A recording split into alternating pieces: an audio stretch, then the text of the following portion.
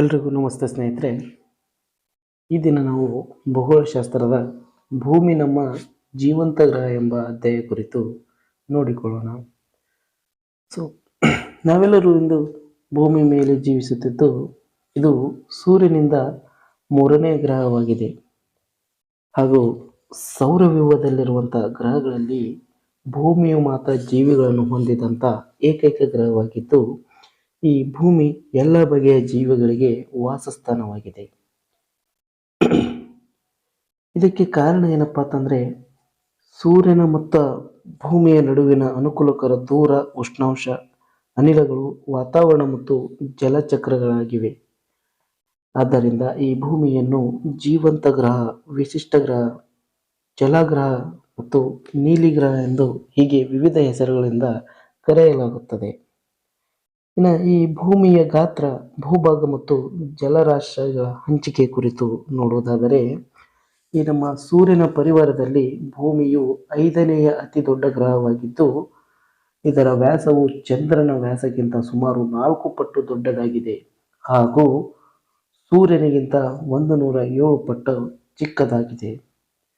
ಈ ನಮ್ಮ ಒಟ್ಟಾರೆ ಭೂಮಿಯ ಭೌಗೋಳಿಕ ಕ್ಷೇತ್ರ ನೋಡುವುದಾದರೆ ಸುಮಾರು 510 ದಶಲಕ್ಷ ಚದರ ಕಿಲೋಮೀಟರ್ಗಳಾಗಿದ್ದು, ಅದರಲ್ಲಿ 361 ದಶಲಕ್ಷ ಚದರ ಕಿಲೋಮೀಟರ್ಗಳಷ್ಟು ಅಂದರೆ 70.78% ನೀರಿನಿಂದ ಆವರಿಸಲ್ಪಟ್ಟಿದೆ. ಉಳಿದಂಥ 149 ದಶಲಕ್ಷ ಚದರ ಕಿಲೋಮೀಟರ್ನಷ್ಟು ಭೂಭಾಗದಿಂದ ಕೂಡಿದೆ. ಹೀಗೆ ಭೂಮಿಯು ಜಲಭಾಗ ಹಾಗೂ ಭೂಭಾಗಗಳ ಅಸಮತೆಯಿಂದ ಕೂಡಿದೆ. ಈ ಭೂ ಮತ್ತು ಜಲರಾಶಿಗಳ ಕ್ಷೇತ್ರ 1:2.43 ಹೊಂದಿದೆ. ಇನ್ನು ಈ ನಮ್ಮ ಭೂಮಿಯ ಆಕಾರವನ್ನು ಭೀಮಾಕಾರ ಅಥವಾ ಜಿಯಾಡ್ ಎಂದು ಕೂಡ ಕರೆಯಲಾಗುತ್ತದೆ. ಏಕೆಂದರೆ ಈ ಭೂಮಿಯು ಧ್ರುವಗಳ ಬಳಿ ಸ್ವಲ್ಪ ಚಪ್ಪಟೆಯಾಗಿದ್ದು, ಸಮಭಾಜಕ ವೃತ್ತದ ಬಳಿ ಉಬ್ಬಿದಂತೆ ಕಂಡುಬರುತ್ತದೆ.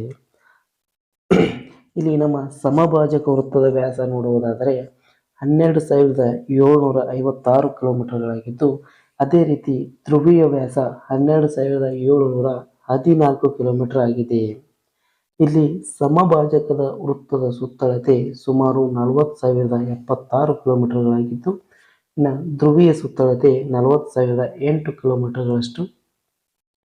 ಇದು ವ್ಯಾಸದಲ್ಲಿ ಸುಮಾರು 42 ಕಿಲೋಮೀಟರ್ಗಳಷ್ಟು ವ್ಯತ್ಯಾಸ ಇರುವುದರಿಂದ ಈ ನಮ್ಮ ಭೂಮಿಯನ್ನು ಜಿಯಾಡ್ ಆಗಿದೆ ಎಂದು ಸ್ಪಷ್ಟಪಡಿಸುತ್ತದೆ. ಈ ಭೂಮಿಯಲ್ಲಿ ಸುಮಾರು ಭೂಭಾಗಗಳನ್ನು ಕೂಡಿಕೊಂಡಿರುವುದರಿಂದ ಇವುಗಳನ್ನು ಖಂಡಗಳೆಂದು ಕರೆಯುತ್ತಾರೆ.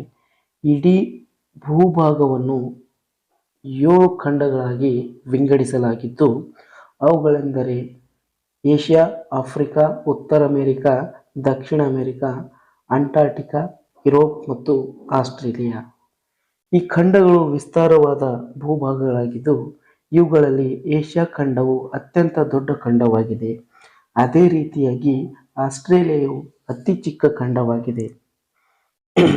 ಇನ್ನು ಭೂಮೇಲಿನ ವಿಸ್ತಾರವಾದಂಥ ಜಲರಾಶಿಗಳು ನೋಡುವುದಾದರೆ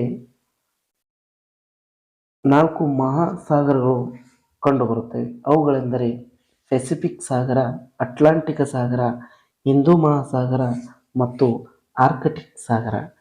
ಇವುಗಳಲ್ಲಿ ಪೆಸಿಫಿಕ್ ಸಾಗರವು ಅತ್ಯಂತ ದೊಡ್ಡದು ಹಾಗೂ ಹೆಚ್ಚು ಆಳವುಳ್ಳದಾಗಿದೆ. ಅದೇ ರೀತಿ ಆರ್ಕ್ಟಿಕ್ ಸಾಗರವು ಅತಿ ಚಿಕ್ಕದು ಮತ್ತು ಕಡಿಮೆ ಆಳವನ್ನು ಹೊಂದಿದಂಥ ಮಹಾಸಾಗರವಾಗಿದೆ. ಇನ್ನು ಭೂಮಿ ಮತ್ತು ಜಲರಾಶಿಗಳು ಉತ್ತರಾರ್ಧಗೋಳ ಮತ್ತು ದಕ್ಷಿಣಾರ್ಧಗೋಳಗಳಲ್ಲಿ ಸಮನಾಗಿ ಹಂಚಿಕೆಯಾಗಿರುವುದಿಲ್ಲ.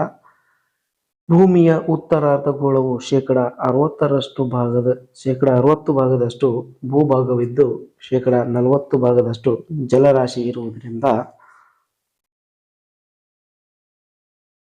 ಇದನ್ನು ಭೂಪ್ರಧಾನ ಗೋಳವೆಂತಲೂ ಕೂಡ ಕರೆಯುವರು.